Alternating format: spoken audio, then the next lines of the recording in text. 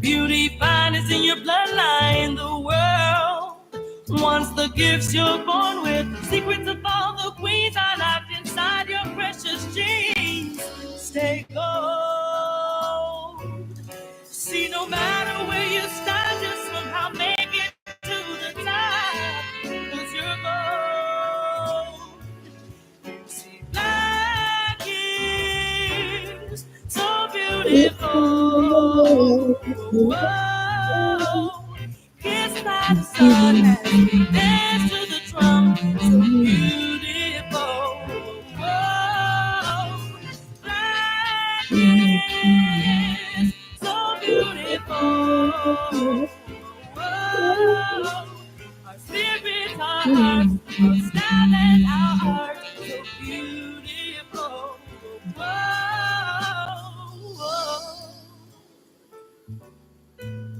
Mm-hmm.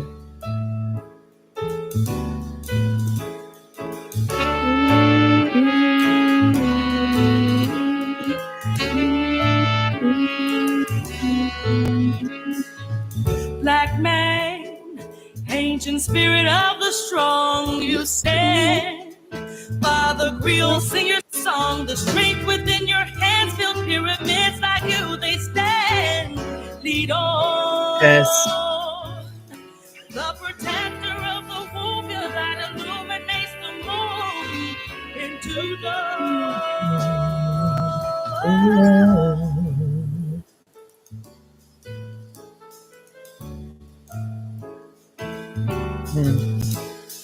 Heavenly Queen, Nubian goddess, woman phenomenally.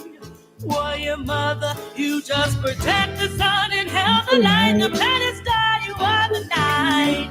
You rise.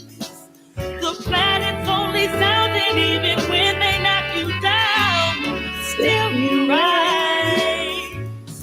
You see, black is so beautiful. Whoa.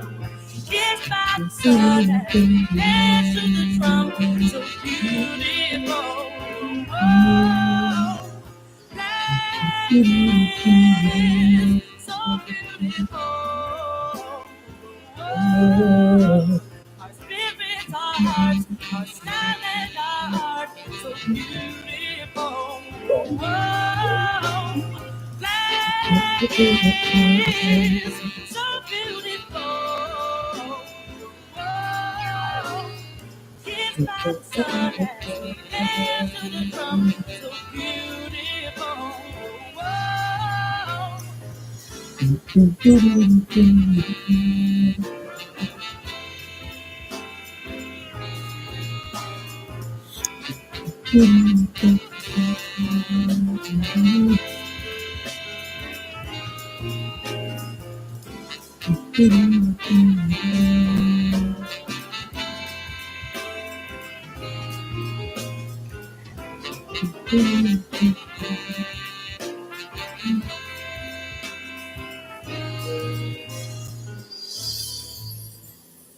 Mm-hmm.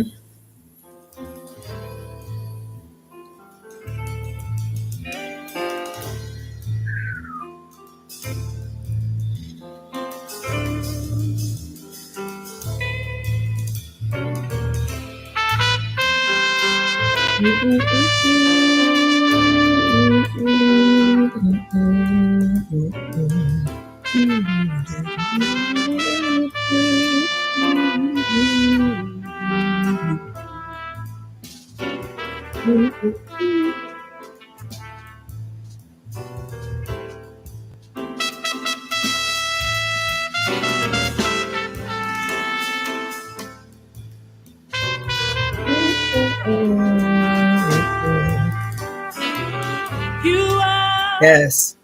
you are so beautiful. We are so beautiful. You are so beautiful. We are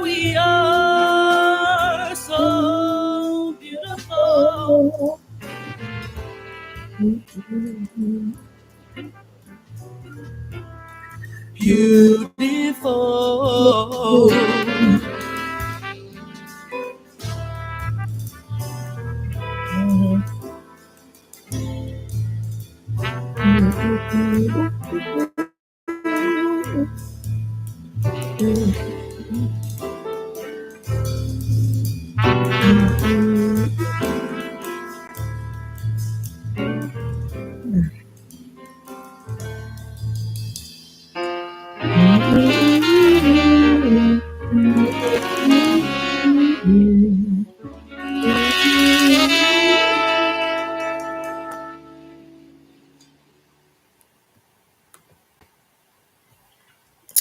Greetings, family.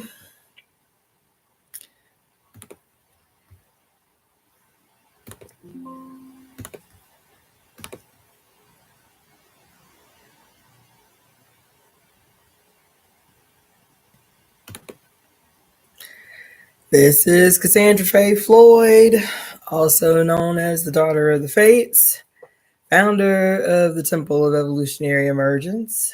That song you were just listening to was by one of my all-time favorite bands called Fertile Ground, based out of Baltimore, Maryland. They are no longer together, but you should still go and cop everything they ever made. I think they put out like 3 albums in their time together. Also, that song is called Black is Beautiful. It was written in honor of the Jenna 6. For those of you who are too young to remember, it's spelled Jena, the Jenna 6. So go check that out. So anyway, I'm back at y'all ass after a long involuntary sabbatical. I I was sick as a dog. For those of you who didn't get the memo, for those of you who didn't see the post on Facebook or on YouTube, I didn't go officially get tested. I had a home kit, a COVID home kit. So I know I didn't have COVID, but I didn't go to the hospital and get tested for anything else. But for those of you who don't live in California, the governor declared a state of emergency for Southern California for an outbreak of swine flu. And then my sickness started with laryngitis after doing 6 readings in a row on last Tuesday. So I thought it was just laryngitis, that I talked too much. I had spoken at 3 events over the weekend. And then Tuesday did 6 back-to-back divinations that were very long and very deep. And I was like, okay, I have laryngitis. And I had my recital on Monday and my class concert on Wednesday and couldn't sing. I was supposed to sing. Couldn't sing, but I played the sitar. And I was like, okay, that's what it is. It's just laryngitis. And as soon as all of this mess is over, the recitals and the concert and the rigmarole, I can sleep for a few days and my voice will be back. And I woke up. The concert was on last Wednesday and woke up on Thursday and felt like I had been hit by a dump truck. Like I couldn't move. I couldn't speak. The room was spinning around in a full-on circle. Like I was sick. I was fucked up in the game. And I don't think it was a swine flu. I had all the symptoms, but one of the symptoms I was familiar with, I'd had 2 years ago, I think. 3 years ago, I'd had double pneumonia, and it felt like I had an ox sitting on my chest, shortness of breath, and everything that was moving up and out was neon green and brilliant red.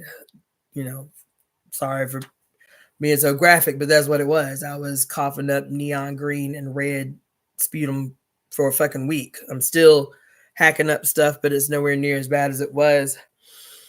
And so anyway, That's why I've been gone. That's why I ain't been up in here.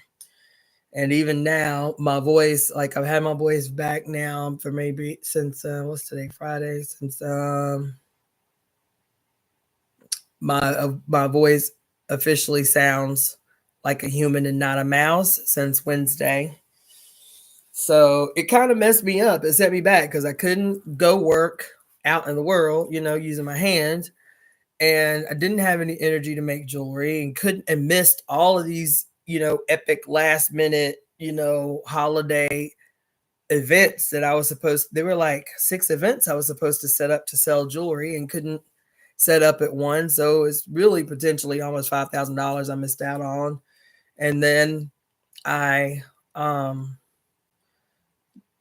hadn't done any reading. I did one reading on Friday when my voice got back a little bit kind of like a human, and did a 30-minute reading, and that shit about smooth took me out. I was back in the bed for like 6 hours. So I haven't done any readings since last Friday, and we're approaching another lunar event. As a matter of fact, it's the last new moon of 2024, approaching on the 30th, which is 3 days from now.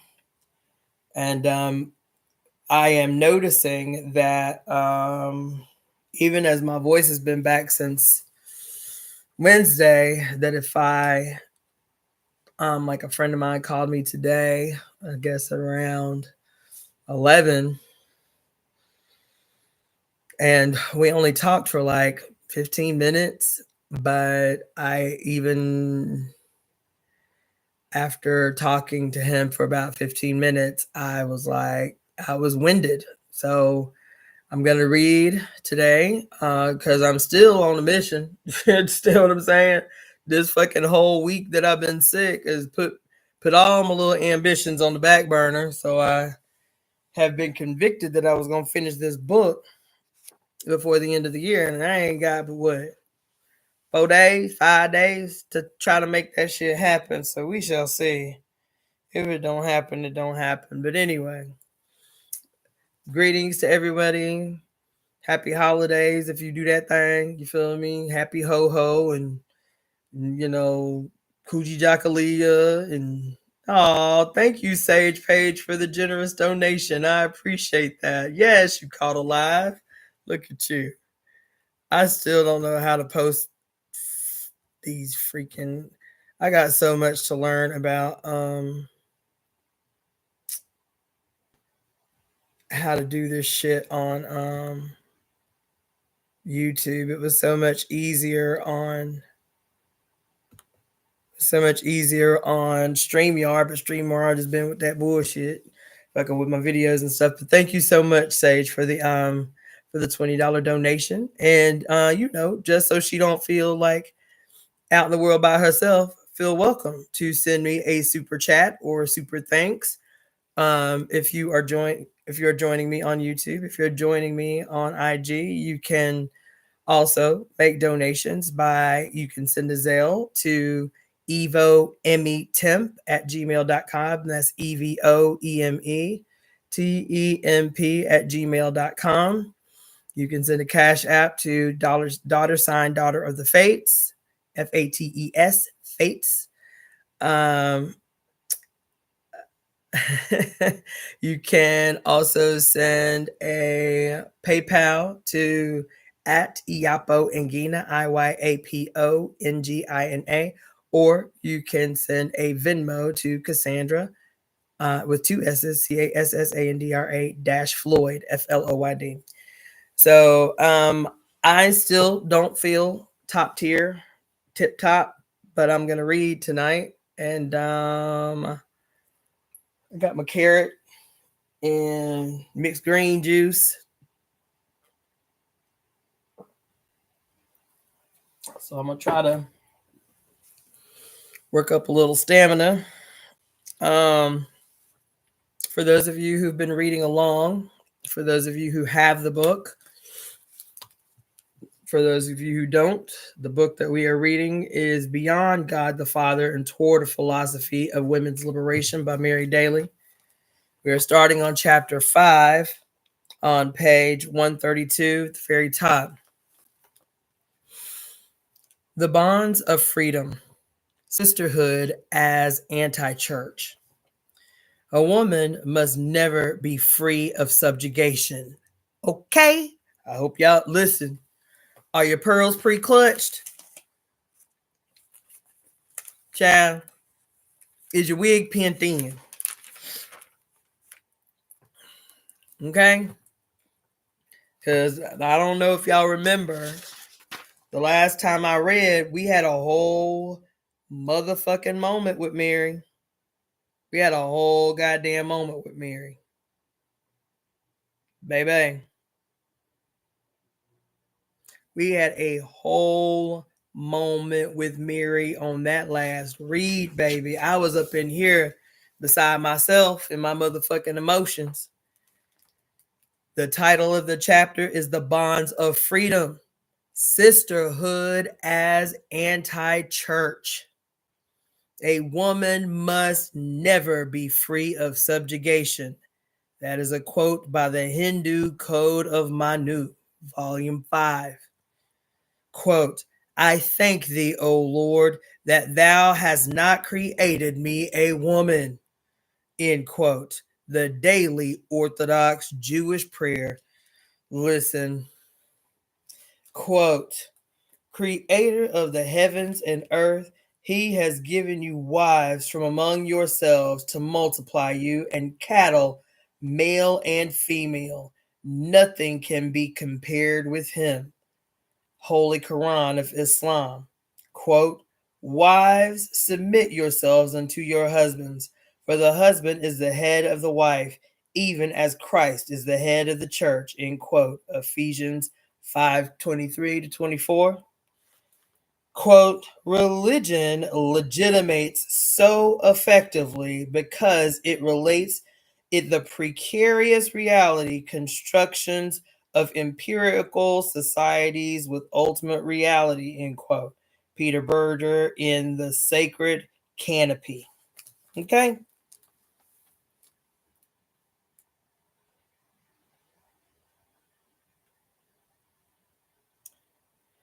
I don't know what's up with this weird thing here. Blank is the victims of a planetary, I guess women. Women are the victims of a planetary caste system whose very existence has been made invisible to us.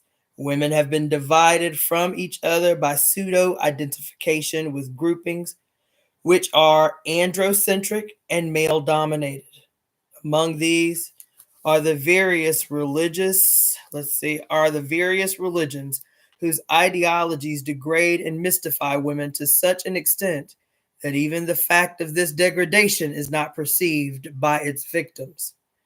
Despite deception, women are breaking through to an awareness of sexual caste as a universal phenomenon. As women revolt against this, a new sense of reality is emerging. That is, a counterworld to patriarchy is coming into being, which is by the same token counter to religion as patriarchal. Sisterhood, then, by being the unique bonding of women against our reduction to low caste, is anti-church. It is the evolution of a social reality that undercuts the credibility of sexist religion to the degree that it undermines sexism itself. Even without conscious attention to the church, sisterhood is in conflict with it. There are, of course, other movements in contemporary society that threaten organized religion. In the case of other movements, however, it is not sexism that is directly under attack. The development of sisterhood is a unique threat, for it is directed against the basic social and psychic model of hierarchy and domination upon which authoritarian religion as authoritarian depends for its fucking survival. I missed this book in my sickness. Now, yeah, okay. I need to be invigorated. I need to be invigorated today. And Mary, came to deliver invigoration. You feel me? She came to deliver. This conflict arises directly from the fact that women are beginning to overcome the divided self and divisions from each other. Aside from the general way in which the movement, simply by its own dynamics, conflicts with sexist religion by setting up a counterworld to it, there is also a more specific and direct opposition developing to the sexism of the churches. This is related to the fact that some of the movement's leading figures, as well as an increasing number of its adherents, are women who know personally the experience of authoritarian religious conditioning and the experience of breaking through this. Many now recall in amazement their past acceptance of the exclusion of half the human race from the priesthood and ministry as if it were natural. Come on. As long as the mask of role segregation was effective, it was possible to believe firmly that no inequality was involved. Men and women were just different. Women were able to accept the fact that any boy was allowed to serve Mass, whereas a woman with a PhD was absolutely excluded from such a function. They could go through marriage ceremonies in which they promised to, quote, obey their husbands without reciprocal promises from men, and still think that no inequality was involved. They were, quote, subordinate, not inferior. Now that the implications of role segregation in the wider society have received exposure in the media, let's see. In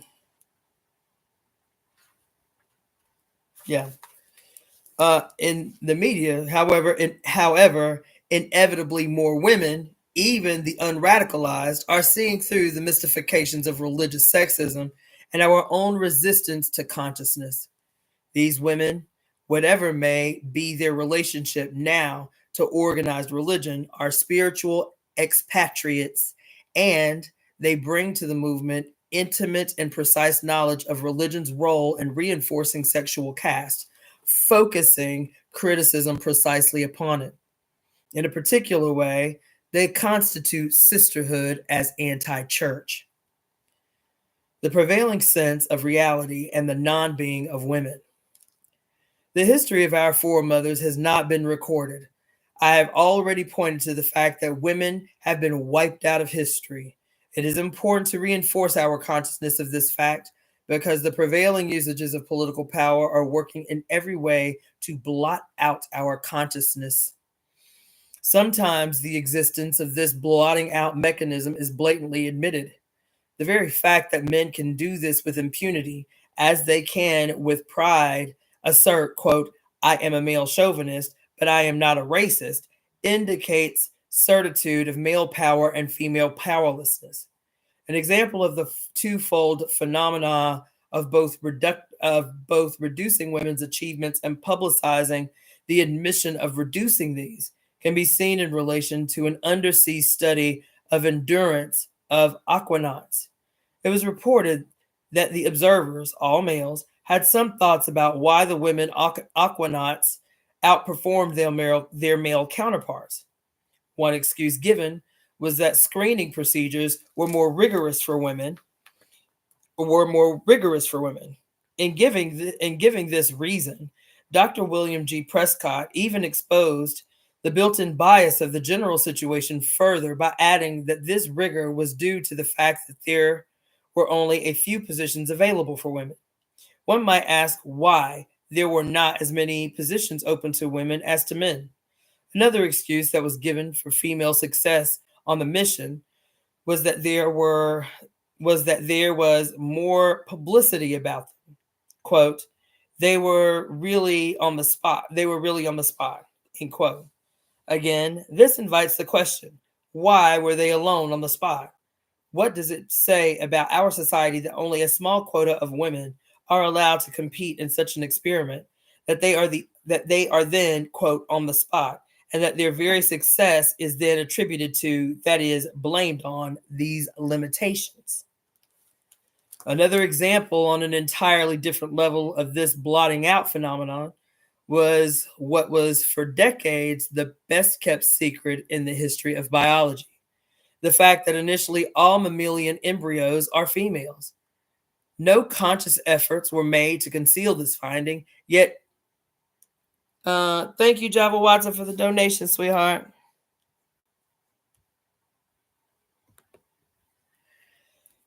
Let's see. Let's see. No conscious efforts were made to conceal this finding, yet it has been stubbornly ignored. Since the androcentric theory of women's origin from the male reigns over the popular consciousness, no data really makes any difference. The data and their implications are in effect erased, so that, as Lester Frank Ward stated, quote, scarcely any number of facts opposed to such a worldview can shake it, end quote. On the level of scholarship, erasing women is the name of the game. I have already referred to the trivialization of the work of proponents of the matriarchal theory. Ludovici comments upon this, quote, scholars imprisoned in the patriarchal prejudices of the zeitgeist used the oldest trick in the game to repel invasion by the revolutionary theories of both Bachofen and of Morgan. They simply ignored the two protagonists of matriarchy, end quote. The same treatment was accorded to Robert Briffault's The Mothers, a work of 1.5 million words published in 1927. To quote Ludovici again, quote, scholars resented passionately a theory which would encourage the deracination of our patriarchal culture and the depreciation of its religious values, end quote. What is the most effective response that women, recognizing this process of erasure, can make to the structures that function in such a way? The sociologists of patriarchy have given us a clue unwittingly. Peter Berger speaks of the three processes involved in world building. Externalization is the ongoing outpouring of human being into the world, both in the physical and in the mental activity of men. Objectification is the attainment by the products of this activity of a facticity that then confronts the original producers as realities outside themselves.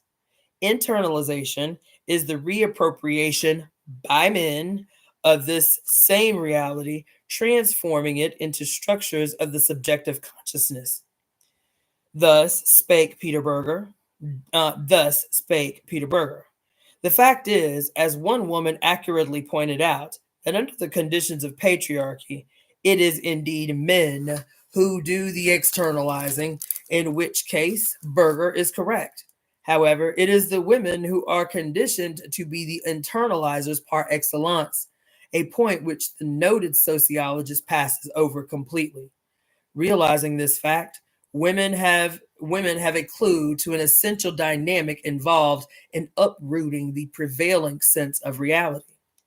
This is to expel what has been internalized. Oh, fuck.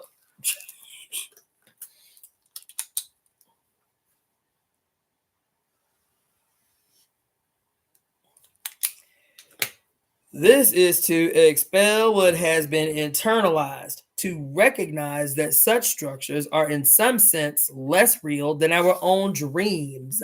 Okay. Women who have experienced the draining of creativity involved in battling these ghosts as if they were more real than our own selves have some sense of how counterproductive such a twisting of energies can be. Oh my gosh. Oop, shit. I'm losing my stuff. The experience itself of battling political power with political non-power, which is all we have in that realm, is revelatory. The techniques of men who have worked themselves into positions of power, whether in civil government, churches, businesses, educational institutions, or in any of the cultural analogs of these, are many faceted, but by and large, they are reducible to the mechanism of, quote, divide and conquer. One of the elements in the divide and conquer syndrome is paternalism.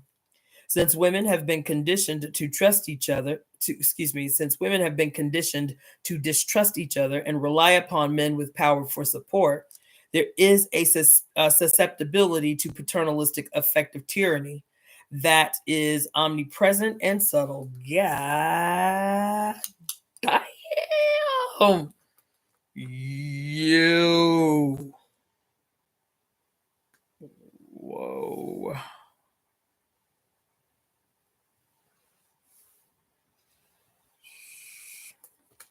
While younger men are also vulnerable in this way, the bonding phenomena among males promises future deliverance. Recognition of this difference, perhaps not fully conscious, is reflected in behavior on the part of both sexes. In women, one notices, quote, accommodation attitudes. That is, a self abnegating and flattering manner that is almost second nature. God damn. Ah. Shit. Conditioning to such accommodation attitudes is intensified by such customs as non-reciprocal first naming, common even when the boss, Mr. Jones, Father Jones, Professor Jones, or Dr. Jones, is 30 years of age, and the secretary, who is 60, is called Sally. A similar custom is referenced by, quote, the boss to Sally as the girl in the office. A young male executive assistant doing essentially the same work as Sally for a much higher salary is, of course, not referred to as a boy. Another behavioral difference. Another behavioral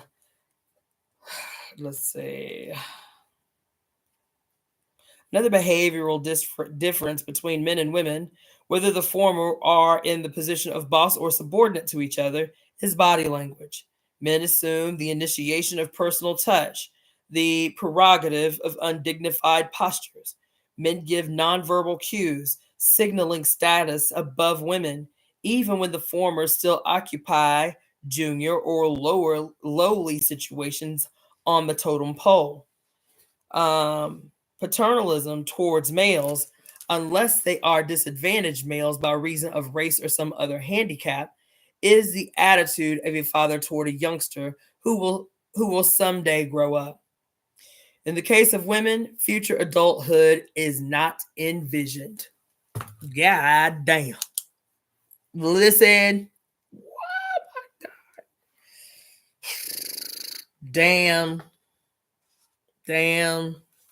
Damn. Jeez. Listen.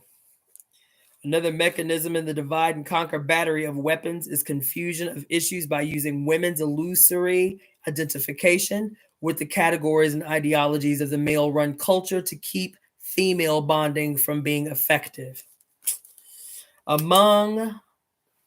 Listen, God damn it. Among church women, Protestants are persuaded that they do not have the same problems as Catholic women.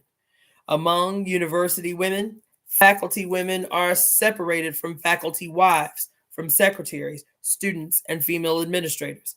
And within these groups, there are further divisions arising from the considerations such as grades and status, female professor as opposed to female instructor, or wife of professor as opposed to wife of instructor, etc., which are irrelevant to the common condition and the problems of women.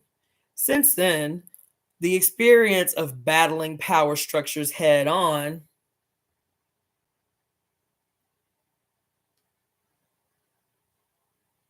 greetings, Goddess Essence Energy Boo, Java Watson, Tajali, Sage Page. Okay. Since then, the experience of battling power structures head on invites an intensification of this kind of division of women against each other. Many are coming to re-examine the problem of where to focus our energy. I have just pointed out that there is a species of delusion involved in battling the objectified products of male externalization processes as if these were solid realities. not products, but immutable nature. A central problem is to get to recognition of our own internalization of such soul shrinking products and move toward externalizing our own being in objective social reality. This is another way of saying that the creation of new space involves facing nothingness and discovering power of being. Does this mean that there is no value in struggling on the level of political power? Such a conclusion would be simplistic. I would suggest that the point to the avoid unrealistic expectations concerning the outcome. The point is not to negate the value of the tremendous efforts made by women to obtain justice for women within sexist institutions. An outstanding example of such a concerted effort has been the work of St. John's International Alliance, the organization of Catholic feminists that for decades has struggled to obtain justice for women in the wider society as well as within the church. The courageous effects of religious activists such as Frances McGillicuddy, the president of the American branch of St. John's, and Dr. Elizabeth Farians, founder of several organizations, including NWO's, the National Task Force on Women and Religion, have not transformed structures, but they have not been wasted. The consciousness of women has been changed immeasurably because of their work. The process of, quote, fighting, then, has value as an educative and radicalizing activity. But there is a healthy cynicism that comes with the recognition that a place in sexist space is not the goal. Come on. Women who have repeatedly gone through such processes as struggling to obtain a woman faculty member only to discover that the fruit of endless efforts is the selection of a docile token by male administrators, chosen mainly because of her non-feminist consciousness and safe behavior, have learned something about the need to create being on the boundary of patriarchal space. Infighting within such space, we should allow it the minimal degree of power over our expenditure of energies that will serve our own purposes. As a cognitive minority, our war is on a deeper level. It is the prevailing sense of reality according to which we must be relegated to non-being. Our self-recovery in part depends upon our refusal to take this reality too seriously. To put this in another way, we have to learn to live now, the future that we are fighting for, rather than compromising in vain hope of a future that is always deferred, always unreal. This creative leap implies a kind of recklessness born out of the depth of false hope. Anti-world, anti-church. To live in this new world is to be creating an anti-world by renaming the cosmos. To some, it might appear to be a sort of trivialization to call this anti-church, reducing the phenomena of contradiction of only one cultural institution. However, this is to forget the power that religion has had over the human psyche, linking the unsteady reality of social constructs and objectifications to ultimate reality through myth. It would be naive to think that religion in this sense has lost all of its power. The use of religion by both presidential candidates in the 1972 United States election bordered on the grotesque, suggesting that American civil religion has been carried through to the ultimate caricature of the battle between principalities and powers.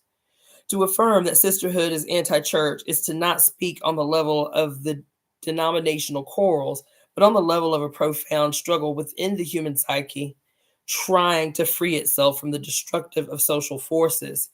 It is to say that we are dealing with powerful symbols that invade our beings from all sides, from the banal television commercial or textbook to the doctor's office, to a billboard with a three-dimensional figure of a local political candidate telling voters to put your faith in him. All say one thing, that to be human is to be male, is to be the son of God. What is involved then is a religious what is involved then is a religious struggle, and this is so because the conflict is on a level of being versus non-being. The affirmation of being by women is a religious affirmation confronting the archaic heritages of projections that deny our humanity. However, since the conflict is more on the level of creation than struggle for equal ground in a sexist space, the term anti-church must be understood in a positive way. It is the bringing forth into the world of new being, which by its very coming annihilates the credibility of myths contrived to support the structures of alienation. I hate to do it to y'all, but I can't.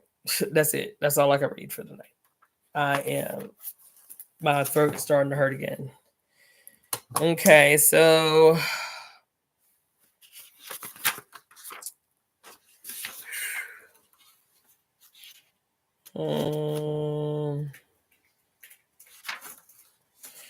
okay, that wasn't terrible. So we're ending halfway down page 139.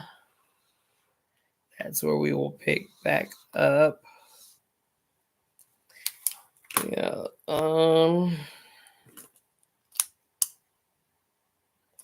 Yeah. So we'll pick up tomorrow. Halfway down on 139, the section entitled Anti-Church and Antichrist. So that's what we're going to pick up tomorrow. Now I'm going to go to sleep. I'm hurt.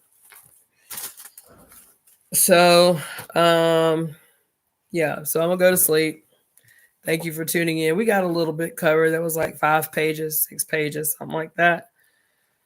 So I'll read like that until I'm fully recovered. It's only been 30 minutes.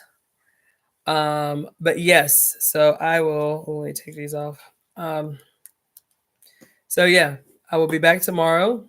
Let's see, we're on page 139 and we have okay, we might get this done, y'all.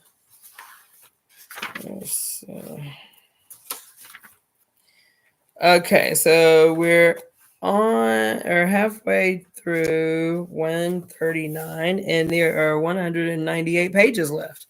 So I think we can do this shit. All right, so for those of you tuning in late, I was reading from our great book, Beyond God the Father and Toward a Philosophy of Women's Liberation by Mary Daly.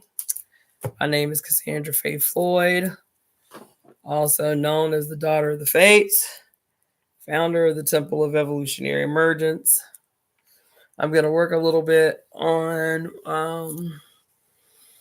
our calendar for 2025, especially where our temple services and the spring equinox ceremony, the couples retreat. We got a lot going on this 2025. So I will probably maybe do a separate live tomorrow to talk to you at least minimally about that. And that's it. So my name is Cassandra-Floyd, also known as Daughter of the Fates, founder of the Temple of Evolutionary Emergence. I'm fading. So I'm going to go back to sleep. All right. I'll see you guys tomorrow. Peace.